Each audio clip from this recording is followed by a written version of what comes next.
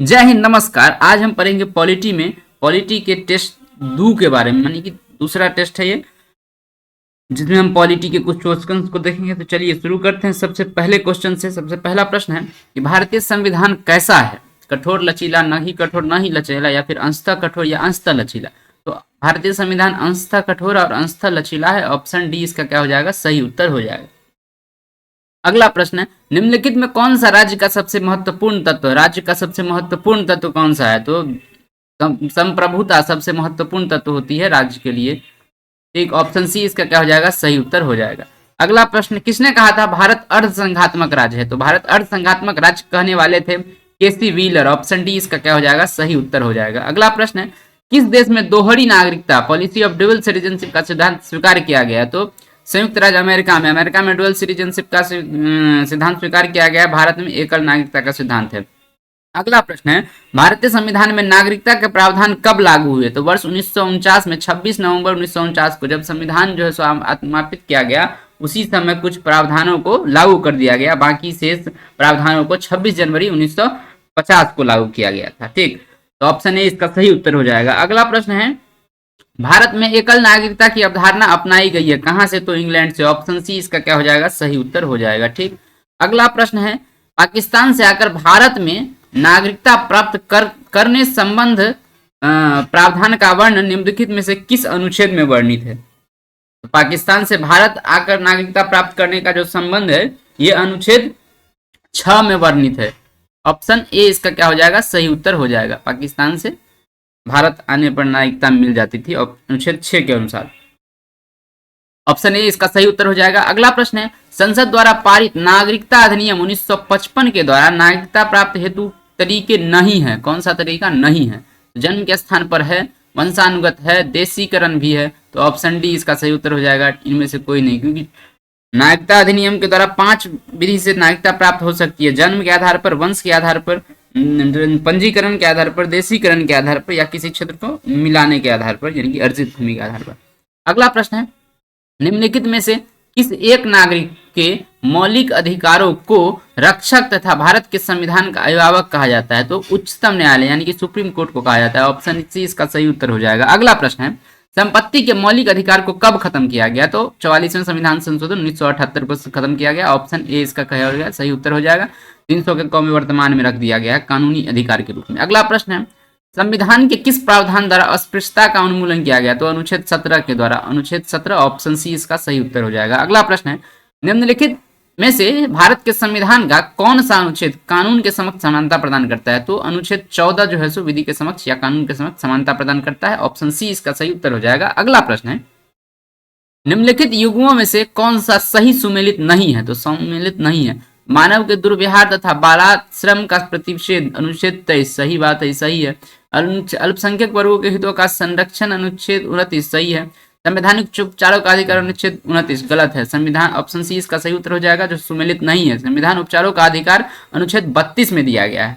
ठीक, अगला प्रश्न है, एक मिनट, इस प्रश्न का जो उत्तर होगा ई भी नहीं है। और शिक्षा संबंधी स्थापना तथा प्रशासन करने का अल्पसंख्यकों वर्ग का अनुच्छेद 30 में है, ये भी गलत है। तो ऑप्शन सी और डी दोनों सुमेलित नहीं है। अगला प्रश्न है, भारतीय संविधान में सम्मिलित नीति निर्देशक तत्वों की प्रेरणा हमें किस संविधान से प्राप्त होती है? तो नीति निर्देशक तो आयरलैंड के संविधान से प्राप्त होती है। ऑप्शन डी इसका सही उत्तर हो जाएगा। अगला प्रश्न है, राज्य के नीति निर्देशक तत्व या सिद्धांत किस प्रकार मौलिक अधिकारों से भिन्न है? क्योंकि राज्य का नीति निर्देशक तत्व जो है सो भिन्न कैसे है? तो ये प्रवर्तनीय है, वाद योग्य नहीं है नीति निर्देशक तत्व, लेकिन मौलिक अधिकार, और मौलिक अधिकार क्या है? वाद योग्य है या परिवर्तनीय है। तो ऑप्शन सी में देखते हैं, निर्देशक सिद्धांत प्रवर्तनीय नहीं है, जबकि मौलिक अधिकार परिवर्तनीय है। तो ऑप्शन सी इसका क्या हो जाएगा? सही उत्तर हो जाएगा। ठीक है, अगला प्रश्न है, भारतीय संविधान का कौन सा अनुच्छेद भारत की विदेश नीति से संबंधित? अनुच्छेद 51 जो है सो अंतरराष्ट्रीय नीति से संबंध होता है। ऑप्शन डी इसका सही उत्तर हो जाएगा। अगला प्रश्न है, निम्नलिखित अनुच्छेदों में से कौन सा एक राज्य सरकार को ग्राम पंचायतों को संगठित करने के लिए निर्देशित करती है? तो अनुच्छेद 40 में ग्राम पंचायतों के बारे में क्या है? गठन करने की बात है। तो ऑप्शन बी इसका क्या हो जाएगा? सही उत्तर हो जाएगा। अगला प्रश्न है, राज्य के नीति निर्देशक सिद्धांतों के निम्नलिखित अनुच्छेदों में कौन सा अंतर्राष्ट्रीय शांति और सुरक्षा के संवर्धन में संबंधित है? तो अनुच्छेद 51 के द्वारा जो है सो अंतर्राष्ट्रीय शांति के लिए प्रावधान किया गया। ऑप्शन ए सही उत्तर हो जाएगा। अगला प्रश्न है, भारत में निम्नलिखित में से किसके अंतर्गत पंचायती राज प्रणाली की व्यवस्था की गई है? तो पंचायती राज की व्यवस्था की गई है राज्य के नीति निर्देशक तत्व, ऑप्शन सी के अंतर्गत अनुच्छेद 40 के अंतर्गत, राज्य के नीति निर्देशक तत्व के अनुच्छेद 40 के अंतर्गत। ठीक है, अब अगला प्रश्न है, संविधान के किस अनुच्छेद के द्वारा उद्योग के प्रबंधन में कर्मकारों की भागीदारी का प्रावधान है? तो अनुच्छेद 43 के क में या 43 के ए में इसका प्रावधान है। ऑप्शन हो जाएगा बी, अनुच्छेद 43 के ए इसका सही उत्तर हो जाएगा। ठीक, 43 वही निर्वाह योग्य मजदूरी की बात करता है। 45 की बात करें तो 45 जो है सो क्या कहते हैं उसको, SC ST के लिए विशेष आरक्षण की बात करता है। सॉरी, 45 SC ST का नहीं, 45 जो है सो 6 से वर्ष से कम उम्र के बच्चों के लिए राज्य सरकार की जिम्मेदारी है कि उसके पोषाहार की व्यवस्था करे और 6 से 14 वर्ष तक के बच्चों के लिए निःशुल्क शिक्षा की व्यवस्था करे। ठीक, अनुच्छेद 47 में बात है पोषाहार स्तर की जो है सो चर्चा और लोक स्वास्थ्य के बारे में राज्य की जिम्मेदारी होगी। अनुच्छेद 45 में है कि 6 से कम उम्र के बच्चों के लिए स्वास्थ्य का देखभाल और 6 से 14 का निःशुल्क शिक्षा। और 43 तो हम बताए ही, 43 में क्या है तो कर्मकारों के लिए निर्वाह योग्य मजदूरी की बात है। ठीक है, ऑप्शन इसका हो जाएगा ऑप्शन बी सही उत्तर। अगला प्रश्न, कल्याणकारी राज्य की संकल्पना का समावेश भारत के संविधान में कहां से आता है? तो ऑप्शन ए सही उत्तर, राज्य की नीति निर्देशक तत्व से आता है। ठीक, अगला प्रश्न है, निम्नलिखित में से कौन सा नीति निर्देशक तत्व है? तो कौन सा नीति निर्देशक तत्व है? तो सामान्य नागरिक संहिता यही है। धर्म की स्वतंत्रता ये तो जो नहीं है। प्रेस की स्वतंत्रता ये भी नहीं है। विधि के समक्ष समानता ये भी सब जो है सो अधिकार में आता है। लेकिन नीति निर्देशक तत्व में समान नागरिक संहिता, ऑप्शन ए इसका सही उत्तर हो जाएगा। अनुच्छेद 44 में इसका जिक्र है। अगला प्रश्न, सूचियोग को सूची 2 से मिलाइए, नीचे कूट का उत्तर सही दीजिए। अनुच्छेद 40, तो 40 में ग्राम पंचायतों का गठन सही है। 41 में काम करने का अधिकार सही है। 44 में समान नागरिक संहिता सही है। 48 में कृषि एवं पशुपालन सही है। तो ऑप्शन ए का ए होगा, 1 का ए, बी का सी, बी का 2, सी का डी का 4। तो ऑप्शन ए हो जाएगा इसका क्या सही उत्तर। अगला प्रश्न, समान कार्य के लिए समान वेतन भारतीय संविधान में सुनिश्चित किया गया है किसके अनुसार? तो नीति निर्देशक तत्व का अंग है। ऑप्शन बी इसका क्या हो जाएगा सही उत्तर। 36 से 51 अनुच्छेद के अंतर्गत दिया गया है भाग 4 में। अगला प्रश्न, इनमें से कौन राज्य के नीति निर्देशक सिद्धांतों में सम्मिलित नहीं है? मद निषेध सम्मिलित है भाई, काम का अधिकार भी सम्मिलित है, काम समान कार्य समान वेतन भी सम्मिलित है, सूचना का अधिकार जो है सम्मिलित नहीं है। तो ऑप्शन डी इसका क्या हो जाएगा सही उत्तर हो जाएगा। अगला प्रश्न है, भारतीय संविधान के किस अनुच्छेद में राज्य के नीति निर्देशक सिद्धांतों का उल्लेख है? तो 36 से 51 तक। ऑप्शन सी इसका सही उत्तर हो जाएगा। अगला प्रश्न है, राज्य के नीति निर्देशक सिद्धांत एक ऐसा चेक है जो बैंक की सुविधा अनुसार अदा किया जाता है, किसने कहा था? तो केटी शाह ने। ऑप्शन डी इसका सही उत्तर हो जाएगा। अगला प्रश्न, भारत के संविधान के अंतर्गत ग्राम पंचायतों का गठन कहाँ क्या है? एक मूल अधिकार है, एक मूल कर्तव्य है, नीति सिद्धांत निर्देशक सिद्धांत है, या उक्त में से कोई नहीं? तो ये निर्देशक सिद्धांत है। ऑप्शन सी इसका क्या हो जाएगा सही उत्तर हो जाएगा। अगला प्रश्न है, नीचे दिए कथन पर एक कथन दूसरे कारण एक कथन दिए गए हैं। कथन ए तथा दूसरे कथन आर कहा गया। कथन एक है कि मनरेगा दर हर परिवार को कम से कम एक सदस्य को वर्ष में 100 दिन का रोजगार दिलाने का प्रावधान करता है। सही बात है, सही है। कारण है इसका कि रोजगार का अधिकार संविधान के भाग 3 में प्रावधानित है। ये भी सही बात है। तो ऑप्शन ए भी सही है और 2 भी सही है। आर रोजगार का ही बात करता है और ए भी रोजगार का ही बात करता है। तो ऑप्शन ए इसका सही हो जाएगा। ए और आर दोनों सही है और आर सही स्पष्टीकरण है किसका? ए का।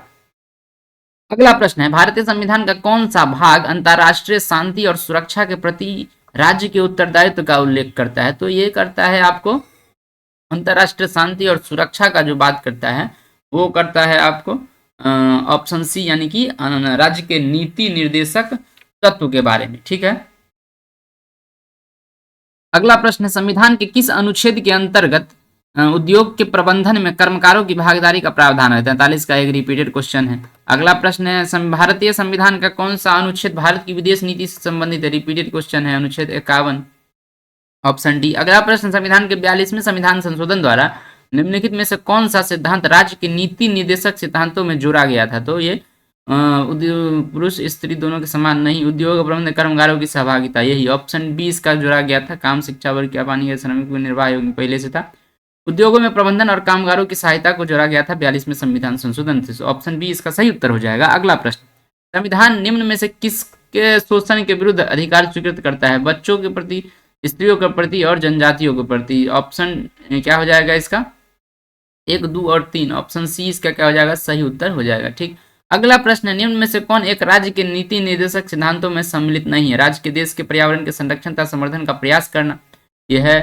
राज्य देश के पर्यावरण संरक्षण का संवर्धन का प्रयास नहीं करेगा, यही नहीं है सम्मिलित। ऑप्शन बी इसका क्या हो जाएगा? सही उत्तर हो जाएगा, क्योंकि अगला भी होवे करेगा, आधार प्रभेद नहीं करेगा, अस्पृश्यता का अंत करेगा। ठीक, तो ऑप्शन बी इसका क्या हो जाएगा? सही उत्तर हो जाएगा। ठीक है,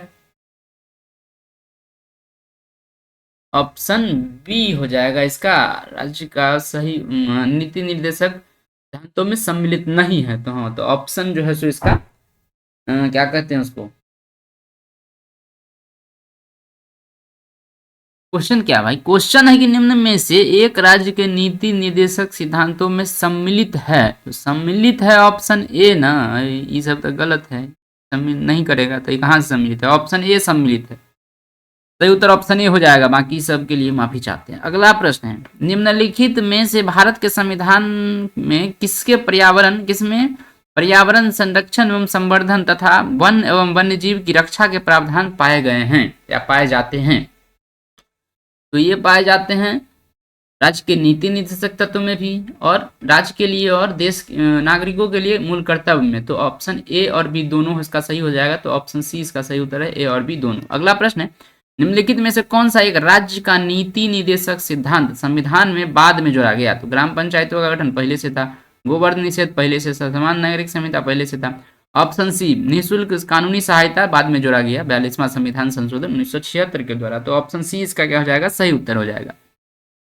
अगला प्रश्न हो जाएगा जो कि 39 के क में दिया गया है, निःशुल्क विधि सहायता। अगला प्रश्न है कि भारतीय संविधान के भाग 4 में दिए गए निर्देशित सिद्धांतों में से निम्न में कौन सा या से सूचीबद्ध है? कौन सा है? तो पहला है समान कार्य के लिए समान वेतन, सही बात है। समान नागरिक संहिता, ये भी है। छोटे परिवार का मानदंड, ये नहीं है। प्राथमिक स्तर पर मातृभाषा में शिक्षा, ये तो मूल अधिकार है। तो 1 और 2, तो सही उत्तर कौन सा हो जाएगा? ऑप्शन नंबर बी, 1 और 2 इसका क्या हो जाएगा? सही उत्तर हो जाएगा। अगला प्रश्न, राज्य के नीति निर्देशक सिद्धांतों की भारतीय संविधान में शामिल किए जाने का उद्देश्य क्या है? तो इसका उद्देश्य है सामाजिक और आर्थिक प्रजातंत्र की स्थापना करना। ऑप्शन डी इसका क्या हो जाएगा? सही उत्तर हो जाएगा। ठीक है, अगला प्रश्न देखते हैं। अगला प्रश्न है, निम्नलिखित में से कौन एक राज्य के नीति निर्देशक सिद्धांतों का उद्देश्य नहीं है? तो नीति निर्देशक सिद्धांतों का उद्देश्य क्या नहीं है?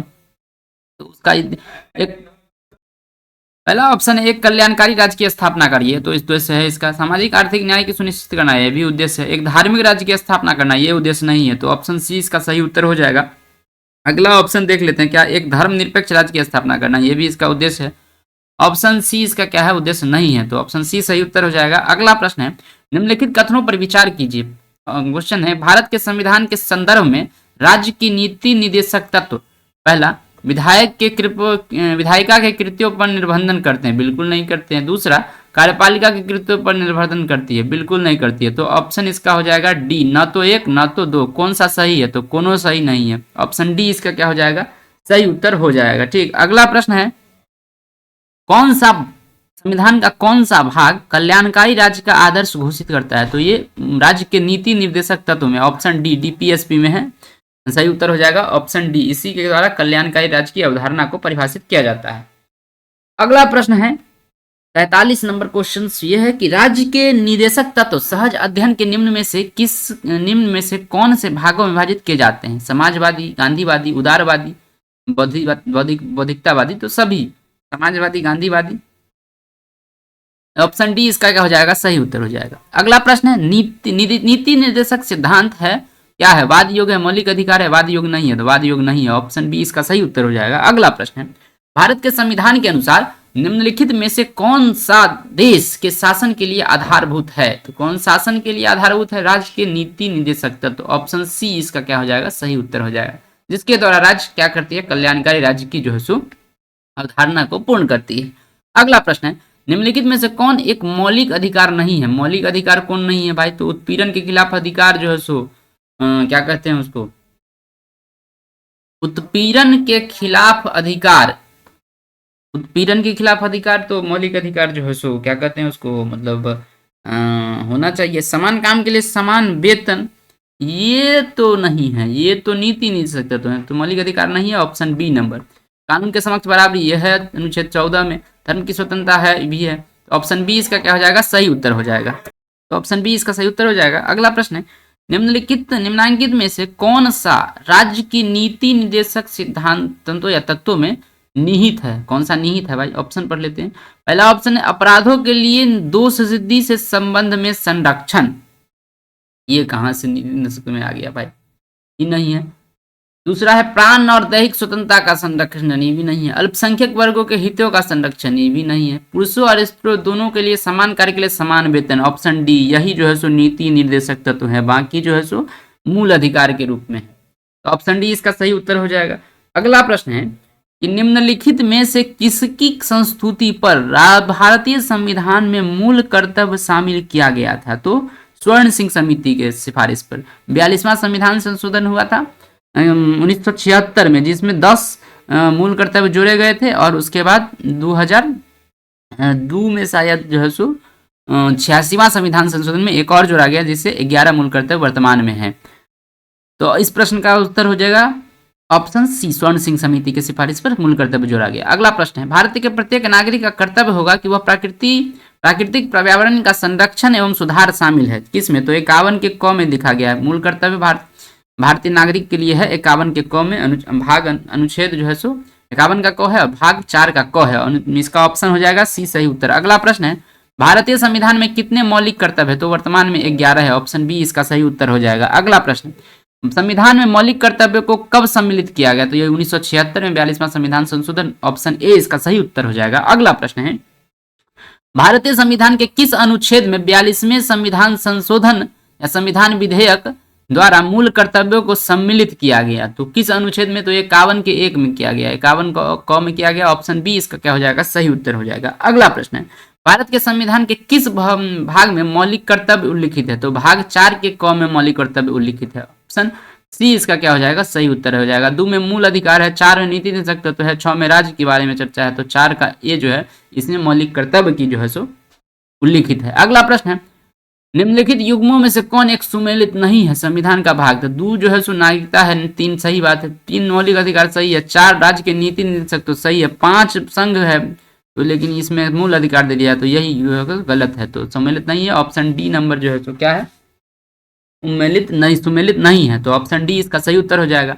अगला प्रश्न है, निम्नलिखित में से कौन सा एक मौलिक कर्तव्य नहीं है? तो मौलिक कर्तव्य कौन सा है? देखिए, सबसे पहला भाई, राष्ट्रगान का सम्मान करना है, राष्ट्रीय संपत्ति का बचाव करना है, राष्ट्रीय महत्व के स्थानों और स्मारकों की रक्षा करना, ये राज्य की जिम्मेदारी है। मौलिक कर्तव्य हमारा नहीं है, नागरिकों का नहीं है, ऑप्शन सी इसका सही उत्तर हो जाएगा। अगला प्रश्न, अगला ऑप्शन देख लेते हैं, प्राकृतिक वातावरण का संरक्षण और सुधार करना, यह है मौलिक कर्तव्य के रूप में, और स्मारकों की रक्षा करना यह राज्य की जिम्मेदारी है, अनुच्छेद 39 के तहत। अगला प्रश्न है, निम्नलिखित में से कौन सा तत्व भारतीय संविधान के भाग 4A या मूल कर्तव्य में वर्णित नहीं है? मूल कर्तव्य कौन सा नहीं है भाई? देखिए, ऑप्शन है राष्ट्रीय ध्वज का आदर करना, ये है। भारत के सभी लोगों को भाईचारा का विकास करना, ये भी है। अपने माता पिता गुरुओं का आदर करना, ये कहीं पर वर्णित नहीं है, ठीक है, तो ऑप्शन सी इसका सही उत्तर हो जाएगा। अगला ऑप्शन है हमारी समग्र संस्कृति या मूल्यवान धरोहर की रक्षा करना, ये भी है मौलिक कर्तव्य, ऑप्शन सी इसका क्या हो जाएगा, सही उत्तर हो जाएगा। इसकी बात माता पिता और गुरुओं की आदर करने की जो चर्चा है, ये संविधान के मूल कर्तव्य में नहीं दिया गया है। अगला प्रश्न है, मूल कर्तव्य का उल्लेख संविधान में कब किया गया? तो ये किया गया था 42वें संविधान संशोधन 1976 के माध्यम से, ऑप्शन सी इसका सही उत्तर हो जाएगा। अगला प्रश्न है, निम्नलिखित में से भारत में मौलिक कर्तव्य कौन सा है? तो मौलिक कर्तव्य कौन सा है भाई? न्यायपालिका से कार्यपालिका का पृथक्करण, न हमारी मिलीजुली संस्कृति का समृद्ध विकास संरक्षित करना, यही है। बच्चों के लिए मुफ्त शिक्षा, बिल्कुल नहीं है। छुआछूत क्रम पर नहीं, ऑप्शन बी इसका क्या हो जाएगा, सही उत्तर हो जाएगा, ठीक। मिलीजुली संस्कृति का समृद्ध और विरासत को संरक्षित करना, ये मानव की क्या है, मौलिक कर्तव्य है। अगला प्रश्न है, एक नागरिक के मूल कर्तव्यों में निम्न में कौन सा सम्मिलित नहीं है? तो ऑप्शन देख लेते हैं। प्राकृतिक पर्यावरण की रक्षा और उसका संवर्धन करना, ये मौलिक कर्तव्य है। स्वतंत्रता के लिए हमारे राष्ट्रीय आंदोलन को प्रेरित करने वाले उच्च आदर्शों को संजोए रखने और उनका पालन करना, ये भी है। अस्पृश्यता मिटाने का प्रयास, ये राज्य की जिम्मेदारी है, ऑप्शन सी इसका सही उत्तर हो जाएगा, सम्मिलित नहीं है। वैश्विक दृष्टिकोण, वैज्ञानिक दृष्टिकोण, मानवतावाद, ज्ञान सुधार की भावना, ये जो है सो है तो ऑप्शन सी इसका क्या हो जाएगा, सही उत्तर हो जाएगा, जो राज्य की जिम्मेदारी है अस्पृश्यता मिटाना। अगला प्रश्न है, निम्न में से कौन भारतीय संविधान के अंतर्गत मौलिक कर्तव्यों में सम्मिलित नहीं है? तो मौलिक कर्तव्य में सम्मिलित कौन सा नहीं है? तो सबसे पहले ऑप्शन देखते हैं। ऑप्शन ए में है देश की रक्षा करना एवं राष्ट्र की सेवा करना, बिल्कुल है। हमारी सामाजिक संस्कृति गौरवशाली परंपरा को महत्व समझना और उसका परिरक्षण करना, बिल्कुल है। ग्राम पंचायतों का गठन और सहायता करना, ये जो है सो राज्य की जिम्मेदारी है, ऑप्शन सी अनुच्छेद 44 के तहत। तो ये जो है सो उनका मूल कर्तव्य नहीं है। ऑप्शन डी है सार्वजनिक संपत्ति का सुरक्षित करना एवं हिंसा से दूर रहना, बिल्कुल कर्तव्य है। ऑप्शन सी इसका सही उत्तर हो जाएगा। अगला प्रश्न है, भारतीय संविधान द्वारा नागरिकों के मूल कर्तव्य में निम्नलिखित में से क्या है? तो मूल कर्तव्य निम्नलिखित में से क्या है? मिश्रित संस्कृति की समृद्ध विरासत की रक्षा करना, बिल्कुल है। सामाजिक अन्याय से कमजोर वर्गों की रक्षा करना, बिल्कुल हमारा कर्तव्य नहीं है, ये राज्य की जिम्मेदारी है। वैज्ञानिक मनोदशा और खोज की भावना का विकास, बिल्कुल है। व्यक्तित्व और सामूहिक कार्यकलापों की सभी क्षेत्रों में उत्कृष्टता के लिए प्रयत्न करना है, बिल्कुल कर्तव्य है। तो 1, 3 और 4 कर्तव्य है। तो ऑप्शन सी इसका क्या हो जाएगा, सही उत्तर हो जाएगा 1, 3 और 4। अगला प्रश्न है, निम्न में से किस एक का संरक्षण भारतीय नागरिक का मूल कर्तव्य है? तो किस एक का संरक्षण भारतीय नागरिक का मूल कर्तव्य है, कौन एगो है? तो राष्ट्रीय ध्वज का संरक्षण नागरिकों का मूल कर्तव्य है, ऑप्शन बी इसका क्या हो जाएगा, सही उत्तर हो जाएगा। ठीक है, अब अगला प्रश्न देख लेते हैं। अगला प्रश्न है भारत के प्रत्येक नागरिक का कर्तव्य होगा कि प्राकृतिक पर्यावरण का संरक्षण एवं सुधार शामिल है। नागरिक का कर्तव्य होगा प्राकृतिक पर्यावरण और संरक्षण का सुधार शामिल है, संरक्षण एवं सुधार। तो किस अनुच्छेद में? तो अनुच्छेद 51 का क में लिखा गया है, ऑप्शन सी इसका सही उत्तर हो जाएगा। 48 के क में राज्य की जिम्मेदारी है कि पर्यावरण की संरक्षण किया जाए, 48 के ए में है, और 51 के ए में है कि नागरिकों का कर्तव्य। अगला प्रश्न है, भारतीय संविधान का कौन सा अनुच्छेद राष्ट्रपति के पद के लिए पुनः निर्वाचन की योग्यता निर्धारित करता है? तो राष्ट्रपति का जो पुनः निर्धारण की योग्यता है, यानी कि एक ही राष्ट्रपति का दोबारा निर्वाचन की, उसको जो है सो अनुच्छेद 57 में दिया गया है, ऑप्शन डी इसका क्या हो जाएगा, सही उत्तर हो जाएगा। ठीक है, अनुच्छेद 52 की बात करें तो अनुच्छेद 52 में राष्ट्रपति के पद की चर्चा है, अनुच्छेद 54 में राष्ट्रपति के निर्वाचन की चर्चा है, और अनुच्छेद 55 में राष्ट्रपति का जो कोटा है उसकी चर्चा है। अगला प्रश्न है, राष्ट्रपति का रिक्त स्थान भर लिया जाना चाहिए कितने? कम से कम 6 महीना के अंदर अंदर भर लिया जाना चाहिए अगर पद रिक्त होता है तब, ऑप्शन बी सही उत्तर। अगला प्रश्न है, यदि भारत के राष्ट्रपति का पद रिक्त हो जाए और कोई उपराष्ट्रपति भी न हो तब निम्न में से कौन कार्यवाहक राष्ट्रपति होगा? जब राष्ट्रपति नहीं होते हैं तो उपराष्ट्रपति कार्यवाहक होता है, उपराष्ट्रपति भी नहीं है तब भारत के सुप्रीम कोर्ट के मुख्य न्यायाधीश को राष्ट्रपति कार्यवाहक राष्ट्रपति के रूप में बनाया जाता है। तो ऑप्शन डी इसका सही उत्तर हो जाएगा, भारत न्यायालय का सर्वोच्च न्यायालय का मुख्य न्यायाधीश। अगला प्रश्न, भारत में राष्ट्रपति का निर्वाचन किस प्रकार होता है? तो ये होता है प्रत्यक्ष रूप से लोकसभा के सदस्य द्वारा या अप्रत्यक्ष रूप से राज्यसभा के सदस्य, तो ये होता है अप्रत्यक्ष रूप से, ऑप्शन डी इसका क्या हो जाएगा, सही उत्तर हो जाएगा। अगला प्रश्न है, भारत के चौथे राष्ट्रपति थे, कौन थे भाई चौथे राष्ट्रपति? भारत के जो चौथे राष्ट्रपति थे वो थे आपको doctor Shri B B Giri, option A इसका क्या हो जाएगा, सही उत्तर हो जाएगा, बीबी गिरी थे चौथे राष्ट्रपति भारत के। अगला प्रश्न है, भारत के राष्ट्रपति को यह अधिकार नहीं प्राप्त है कि वह क्षमादान करे, बिल्कुल प्राप्त है। 72 अनुच्छेद 72 के अनुसार शायद, हाँ अनुच्छेद 72 में ही है राष्ट्रपति के क्षमादान की शक्ति। सर्वोच्च न्यायालय के न्यायाधीश को हटाया जाए, बिल्कुल ये शक्ति जो है सो नहीं प्राप्त है राष्ट्रपति को, ऑप्शन बी इसका सही उत्तर हो जाएगा। आपातकाल प्राप्त है, अध्यादेश जारी करने की शक्ति है 123 अनुच्छेद में, तो ऑप्शन बी इसका सही उत्तर हो जाएगा। अगला प्रश्न है, निम्नलिखित भारत के राष्ट्रपति में कौन दार्शनिक राजा या अथवा दार्शनिक शासक के रूप में जाना जाता है? तो डॉक्टर राधाकृष्णन को दार्शनिक शासक के रूप में जाना जाता है, ऑप्शन ए इसका क्या हो जाएगा, सही उत्तर हो जाएगा, जो कि भारत के प्रथम उपराष्ट्रपति और द्वितीय राष्ट्रपति थे। ठीक है, अगला प्रश्न की बात करें तो अगला प्रश्न है आपको, संविधान के किस अनुच्छेद के अंतर्गत भारत के राष्ट्रपति का अध्यादेश जारी करने का शक्ति प्रदान किया गया है? तो अनुच्छेद 123 के अंतर्गत, ऑप्शन बी इसका सही उत्तर हो जाएगा। अगला प्रश्न है, एक विधेयक जो संसद में प्रस्तुत किया जाता है कौन सी क्रिया के बाद अधिनियम बन जाता है? जब इस पर राष्ट्रपति सहमति दे दे, तो ऑप्शन इसका बी दिख रहा है, जब राष्ट्रपति अपनी सहमति दे दे तो ये क्या हो जाता है, एक्ट बन जाता है विधेयक, तो ऑप्शन बी इसका सही उत्तर हो जाएगा। अगला प्रश्न है, भारत का राष्ट्रपति चुनाव किया जाता है किसके द्वारा? एकल हस्तांतरीय मत प्रणाली के द्वारा, ऑप्शन बी इसका सही उत्तर हो जाएगा। एकल हस्तांतरीय मत प्रणाली या एकल संगमनीय मत प्रणाली के द्वारा, अनुपातिक पद्धति द्वारा गुप्त मतदान होता है, और प्रत्यक्ष रूप से गुप्त मतदान होता है।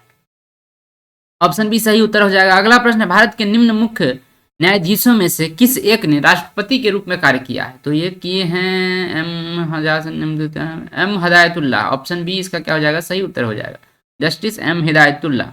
अगला प्रश्न, निम्नलिखित में से कौन सा भारत के राष्ट्रपति के निर्वाचन हेतु निर्वाचक गण में सम्मिलित नहीं है? लोकसभा के निर्वाचित सदस्य बिल्कुल सम्मिलित है, राज्यसभा के निर्वाचित सदस्य बिल्कुल सम्मिलित है, राज्य के विधानसभा के निर्वाचित सदस्य बिल्कुल सम्मिलित है, राज्यसभा के विधान परिषद के निर्वाचित सदस्य बिल्कुल सदस्य सम्मिलित नहीं है। तो ऑप्शन डी इसका सही उत्तर हो जाएगा। अगला प्रश्न, निम्न में से किस राष्ट्रपति के ने एक शक्ति का प्रयोग किया था जिसे संवैधानिक शब्दावली में जेबी निषेधाधिकार जेबी वीटो कहा जाता है? तो ये किए थे ज्ञानी जेल सिंह ने डाक संशोधन विधेयक पे। ऑप्शन सी इसका सही उत्तर हो जाएगा। अगला प्रश्न, भारत के राष्ट्रपति ने जिस एकमात्र मामले में अपना वीटो की शक्ति का प्रयोग किया था वह क्या? वह था हिंदू कोड पेप्सू विनियोग डाक भारतीय डाक संशोधन विधेयक। ऑप्शन सी इसका क्या हो जाएगा? सही उत्तर हो जाएगा। अगला प्रश्न, स्वतंत्र भारत के प्रथम राष्ट्रपति कहाँ से थे? तो ये बिहार के थे, बिहार के सीवान जिसको अभी सारण के नाम से जानते हैं, यहीं के जीरादेई गांव के थे। ऑप्शन सी इसका सही उत्तर हो जाएगा। राजेंद्र प्रसाद उनका नाम था, डॉक्टर राजेंद्र प्रसाद। अगला जो है सो सबसे लंबे समय तक वही राष्ट्रपति रहे हैं, 50 से 62 तक रहे राष्ट्रपति। अगला प्रश्न है, भारत के राष्ट्रपति चुने जाते हैं केवल राज्यसभा के सदस्यों द्वारा? बिल्कुल नहीं। केवल लोकसभा के सदस्यों द्वारा? बिल्कुल नहीं। केवल राज्य के विधानसभा और लोकसभा के सदस्यों द्वारा? राज्य के विधानसभा और लोकसभा के सदस्य? बिल्कुल नहीं। ऑप्शन डी नंबर देखिए, यही सही होना चाहिए।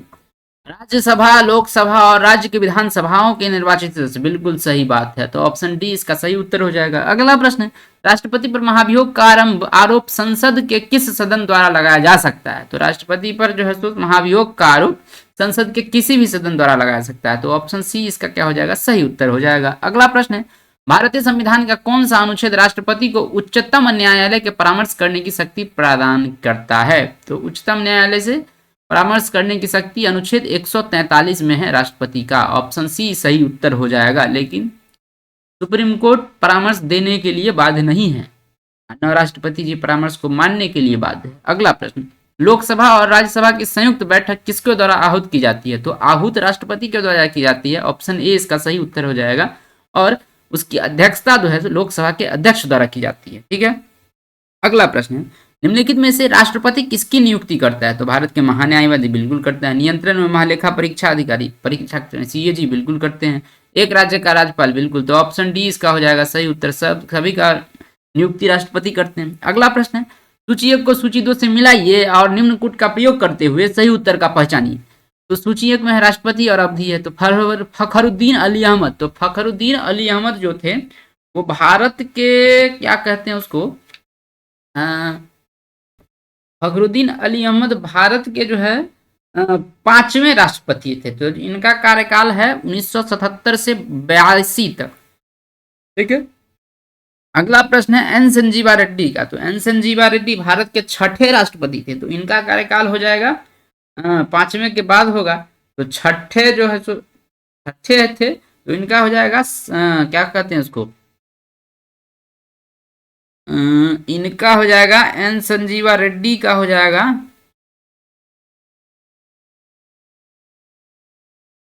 सॉरी, तो ये 5वें राष्ट्रपति थे। तो इनका कार्यकाल है फखरुद्दीन अली अहमद का 74 से 77 तक। 74 से 77 तक। तो ऑप्शन ए का 2 नंबर हो जाएगा। एन संजीवा रेड्डी जो है सो 6ठे राष्ट्रपति थे। तो 77 से 82 इनका हो जाएगा। ठीक है, 77 से 82 इनका हो जाएगा। बी का 3 नंबर। उसके बाद डॉक्टर जाकिर हुसैन, ये थे हमारे देश के 3रे राष्ट्रपति। तो इनका हो जाएगा 67 से 69 तक। ठीक, ऑप्शन नंबर 4 सी का 4। और बीबी गिरी, ये थे हमारे देश के 4थे राष्ट्रपति। तो इनका कार्यकाल हो जाएगा 69 से 74 तक। तो डी का हो जाएगा 1 नंबर। और दूसरे राष्ट्रपति थे हमारे राधाकृष्णन जी, जो कि 62 से 67 तक रहे थे। और पहले राष्ट्रपति थे डॉक्टर राजेंद्र प्रसाद, जो कि 50 से 62 तक रहे थे। तो इसमें ऑप्शन में क्या हो जाएगा, सही नंबर हो जाएगा 1 का 2। तो 1 का 2 एक ई में है, एक ई में है। उसके बाद दूसरा है B N Sanjiva Reddy, B का 3। तो बी का 3 इसमें भी है, इसमें भी है। पीछे से मिलाइए डी नंबर से, तो डी का एक नंबर, डी का एक का भी एक ही है, तो सी नंबर मिलाइए। डॉक्टर जाकिर हुसैन का 4, तो सी का 4, सी का 4, ऑप्शन नंबर सी इसका क्या हो जाएगा, सही उत्तर हो जाएगा। ए का 2, बी का सी का 4 और डी का 1। अगला प्रश्न है, संसद के लिए राष्ट्रपति का अभिभाषण कौन तैयार करता है? तो ये केंद्रीय मंत्रिमंडल का काम होता है राष्ट्रपति जी का तैयार करना। अभिभाषण राष्ट्रपति प्रत्येक वर्ष का जो पहला भाषण होता है राष्ट्रपति का, उसी को राष्ट्रपति का अभिभाषण के नाम से जानते हैं। ठीक है, अगला प्रश्न जो है सो है, भारतीय राष्ट्रपति क्या कहते हैं उसको, भारतीय राष्ट्रपति, ठीक, भारतीय राष्ट्रपति के सर्वसम्मति से चुने जाने का अभी तक एकमात्र उदाहरण है कौन? तो नीलम संजीवा रेड्डी एक सर्वसम्मति से चुने गए थे, ऑप्शन डी इसका क्या हो जाएगा, सही उत्तर हो जाएगा। जो कि नीलम संजीवा रेड्डी थे 77 से 82 तक जो रहे थे। ठीक है, जो भारत के छठे राष्ट्रपति थे। ठीक है, 77 से 82 तक छठे राष्ट्रपति। अगला प्रश्न, निम्नलिखित में से किसे किसी भौगोलिक क्षेत्र को अनुसूचित घोषित करने का संवैधानिक अधिकार किसको है? ये प्रधानमंत्री, मुख्यमंत्री, प्रधानमंत्री को नहीं है, ये राष्ट्रपति जी को है। ऑप्शन डी इसका क्या हो जाएगा, सही उत्तर हो जाएगा। अगला प्रश्न है, राष्ट्रपति के उम्मीदवार के लिए क्या आवश्यक नहीं है? तो 35 वर्ष की आयु आवश्यक है, पढ़ा लिखा हुई कोई आवश्यकता नहीं है, तो ऑप्शन बी इसका क्या हो जाएगा, सही उत्तर हो जाएगा। संसद चुने जाने की आवश्यकता ये होती है, देश के नागरिक होना चाहिए, तो ऑप्शन बी इसका क्या हो जाएगा, सही उत्तर हो जाएगा। पढ़ा लिखा होना कोई आवश्यक नहीं है। अगला प्रश्न है, निम्नलिखित में से कौन भारतीय गणतंत्र का प्रमुख है? तो भारतीय गणतंत्र का प्रमुख राष्ट्रपति होते हैं, तो ऑप्शन ए इसका क्या हो जाएगा, सही उत्तर, भारत का राष्ट्रपति। अगला प्रश्न, भारत के किस राष्ट्रपति को मिसाइल मैन की संज्ञा दी जाती है? तो doctor APJ Abdul Kalam, option A इसका क्या हो जाएगा, सही उत्तर हो जाएगा। वो मिसाइल मैन पहले से थे। अगला प्रश्न है, अगर भारत के राष्ट्रपति के चुनाव में कोई विवाद है तो उस विवाद को सौंपा जा सकता है किसके पास? तो ये इसका विवाद को सुप्रीम कोर्ट के पास सौंपा जा सकता है, भारत के सर्वोच्च न्यायालय के पास। ऑप्शन सी इसका क्या हो जाएगा, सही उत्तर हो जाएगा। इसकी चर्चा भी है, अनुच्छेद 71 में इसकी चर्चा दी गई है कि अगर कोई विवाद होता है राष्ट्रपति के चुनाव में तो डायरेक्ट कहाँ जाएगा, सुप्रीम कोर्ट जाएगा। राष्ट्रपति और उपराष्ट्रपति के चुनाव में विवाद होता है तो। अगला प्रश्न है, भारत का राष्ट्रपति अपना त्यागपत्र किसको सौंपता है? तो ये भारत के उपराष्ट्रपति को सौंपते हैं। ऑप्शन बी इसका क्या हो जाएगा, सही उत्तर हो जाएगा। ठीक है, इसकी भी चर्चा संविधान में दी गई है, अनुच्छेद लगभग क्या कहते हैं उसको 56 के ए में है शायद इसका चर्चा। ठीक, अगला प्रश्न है, राष्ट्रपति भवन को डिजाइन किसने किया था? तो एडमिन लुटियन ने किया था, ये लुटियन दिल्ली में है। ऑप्शन सी इसका सही उत्तर हो जाएगा। अगला प्रश्न है, भारत के राष्ट्रपति को कार्य अवधि की समाप्ति से पूर्व भी पद से हटाया जा सकता है? बिल्कुल हटाया जा सकता है। किसके द्वारा हटाया जा सकता है? तो महाभियोग के द्वारा। ऑप्शन सी इसका क्या हो जाएगा, सही उत्तर हो जाएगा। महाभियोग की चर्चा अनुच्छेद 61 में है। ठीक, अगला प्रश्न है, राष्ट्रपति द्वारा जारी एक अध्यादेश संसद के सत्र शुरू होने के बाद कितने समय तक रखा जाना आवश्यक है? यदि राष्ट्रपति के अध्यादेश की शक्ति अनुच्छेद 123 में है, राष्ट्रपति अध्यादेश निकाल सकता है, उसकी अवधि अगर संसद नहीं चल रही है तब तो जो है सो उसकी अवधि कितनी होती है, अगर संसद नहीं चल रहा है तब उसकी अवधि अधिकतम 6 महीना तक होती है कि ये 6 महीना तक अध्यादेश जारी रह सकता है। लेकिन अगर बीच में संसद का सत्र शुरू हो जाता है तब उसकी वैल्यू मात्र 42 दिन होती है, यानी कि 6 सप्ताह होती है। तो ऑप्शन बी इसका सही उत्तर हो जाएगा। संसद में उसको क्या करना पड़ता है, यानी कि उसको पास कराना होता है अध्यादेश को, और कानूनी रूप में जो है सो उसको लागू कराना होता है। अगर संसद स्टार्ट हो जाता है, सत्र शुरू हो जाता है, तो उसके 42 दिन के अंदर अंदर। ऑप्शन बी इसका सही उत्तर हो जाएगा। अगला प्रश्न है, भारत का कार्यपालिका यानी कि अध्यक्ष, कार्यपालिका अध्यक्ष एग्जीक्यूटिव हेड कौन है? तो ये राष्ट्रपति है। ऑप्शन ए इसका क्या हो जाएगा, सही उत्तर हो जाएगा। ये जो है सो औपचारिक प्रधान है। इसका जो है आर्टिकल लिखा, आर्टिकल में भी है कि जो है सो क्या है, भारत के औपचारिक प्रधान है। हाँ, आर्टिकल 53 में। अगला प्रश्न है, भारतीय संविधान के किस अनुच्छेद के तहत राष्ट्रपति पर महाभियोग चलाया जा सकता है? तो अनुच्छेद 61 के तहत। ऑप्शन डी नंबर इसका क्या हो जाएगा, सही उत्तर हो जाएगा। अगला प्रश्न है कि कौन सा, भारत के उपराष्ट्रपति का चुनाव किस तरह होता है? तो राष्ट्रपति राष्ट्रीय स्तर पर सीधे चुनाव होता है, ऐसा थोड़ी होता है।